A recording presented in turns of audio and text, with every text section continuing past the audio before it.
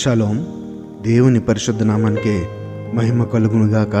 మన ప్రభువును రక్షకుడైన యేసుక్రీస్తు యెహోషువ మెస్సీ నామంలో యెహోషువ మెస్సీ ఆత్మీయ కుటుంబ సభ్యులందరికీ నా హృదయపూర్వక వందనాలు, ఉదయకాలపు శుభాలు తెలియజేస్తున్నాను.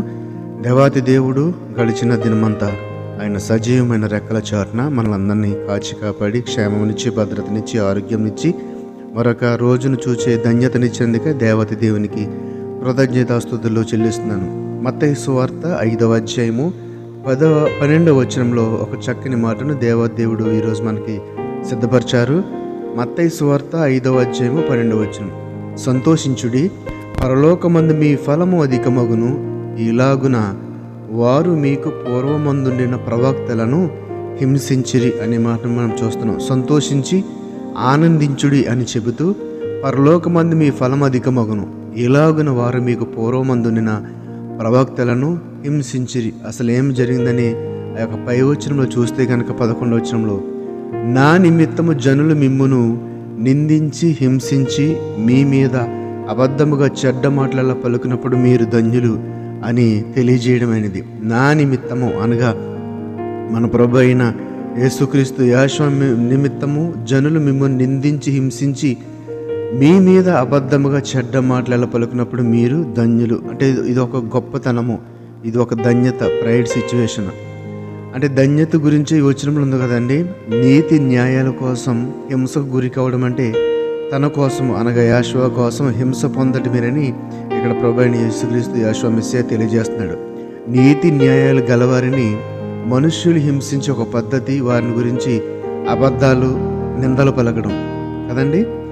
మనం సమాజంలో చాలా తరచుగా ఇది చూస్తూ ఉంటాము. ఎవడైతే చక్కగా ఉంటుంటాడో, ఇదేమి పని చేస్తూ ఉంటారో, ఏదో విధంగా వాళ్ళ మీద నిందలేయాలి, అబద్ధాలు పలకాలి, వారి పేరును చెడగొట్టాలని తాపత్రయం చాలా మందిలో ఉంటుంటుంది. అయితే అటువంటి పరిస్థితి నీకు కలిగితే కనుక నీవు ధన్యుడు అని ఈ వాక్యం ద్వారా మనము అర్థం చేసుకోగలం.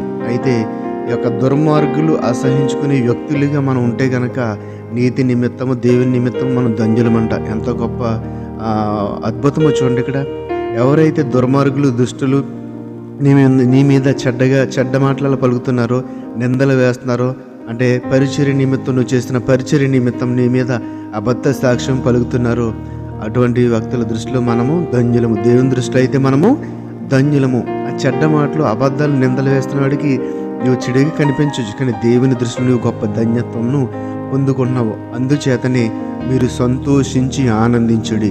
ఆ వస్తున్న నిందలను బట్టి, ఆ వస్తున్న అపవాదాలను బట్టి, చెడు మాటలను బట్టి, అబద్ధాలను బట్టి నీ జీవితమే తగ్గిపోదు. నీకు పరలోకంలో ఫలము అధికమవుతుంది, రెండంతలు అవుతుంది.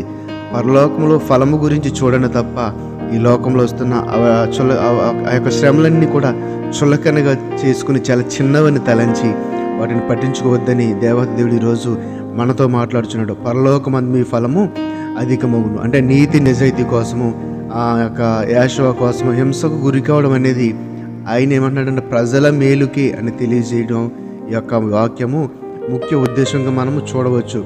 1 పేతురు రాసిన మొదటి పత్రిక 1వ అధ్యాయము 6-7 వచనాలు అంటాడు కదా, ఇందువలన మీరు మిక్కిలి ఆనందించున్నారు కానీ అవసరమును బట్టి నానా విధములైన శోధనల చేత ప్రస్తుతంలో కొంచెం కాలం మీకు దుఃఖము కలుగుచున్నది. ఎందుకంటే ఆ తర్వాత ఏం జరుగుతుందంటే నశించబో సువర్ణం అగ్ని పరీక్ష వలన శుద్ధపరచబడుచున్నది కదా, దానికంటే అమూల్యమైన మీ విశ్వాసము ఈ శోధనల చేత పరీక్షకు నిలిచినదై యేసుక్రీస్తు అనగా యెహోషువ మెస్సీ ప్రత్యక్షమైనప్పుడు మీకు మెప్పును, మహిమయు, ఘనతయు కలుగును. దేవుని పరిశుద్ధ నామానికి మహిమ, ఘనత, ప్రభావములు కలుగును గాక. ఏంటండి, ప్రభు అయిన యేసుక్రీస్తు యెహోషువ మెస్సీ ప్రత్యక్షమైనప్పుడు మీకు మెప్పు కలుగుతుంది, మహిమ కలుగుతుంది, ఘనత కలుగుతుంది. కాబట్టి ఈ యొక్క లోకంలో ప్రస్తుతం కలుగుతున్న ఈ శోధనలకు, ఈ వేదనలకు, ఈ అబద్ధపు సాక్ష్యానికి మీరేమీ భయపడవద్దని దేవుని వాక్యము ఈరోజు మనతో మాట్లాడుతుంది. అవును ప్రియులారా, అనేక సమయాల్లో మనకు ఏదో ఒక స్థితిలో మనం ఇటువంటి వాటిని చూస్తుంటాం. కానీ మనము పౌలు యొక్క స్థితిని మనం గుర్తించుకుంటే కనుక ఆయన అనేక సందర్భాల్లో ఈ యొక్క పరిస్థితిని మనకు తెలియజేస్తూ వచ్చాడు కదండి.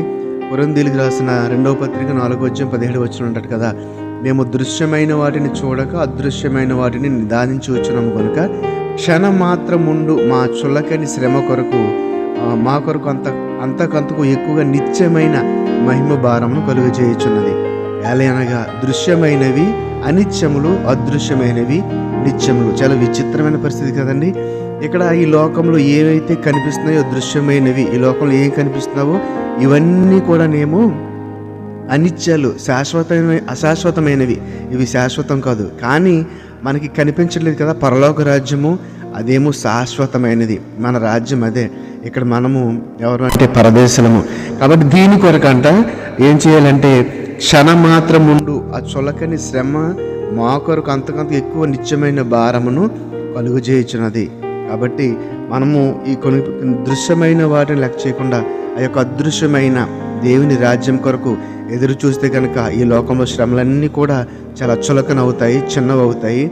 అప్పుడు మనలో ఎటువంటి నిర్లిప్తత, ఎటువంటి వేదన, శోధన ఉండదని ఈ వాక్యం ద్వారా మనం గ్రహించి నీ మీద నిందలు, చెడ్డ మాటలు పలుకుతున్నప్పుడు వాటిని లెక్క చేయకుండా పరలోక రాజ్యంలో నీ ఫలం అధికమవుతుందని ఒక వాక్యంను నీ హృదయంలో ఉంచుకొని దాని ద్వారా బ్రతకాలని, బలపడాలని దేవుని నామం పేరు కోరుతూ ఈ వాక్యాన్ని ముగిస్తున్నాను. దేవుడి యొక్క మాటలను మన హృదయంలో ఫలింపచేసి ఆశీర్వదించునుగాక. ఆమేన్, ఆమేన్, ఆమేన్. షలోం. అందరికీ వందనాలు. షలోం. దేవుని పరిశుద్ధ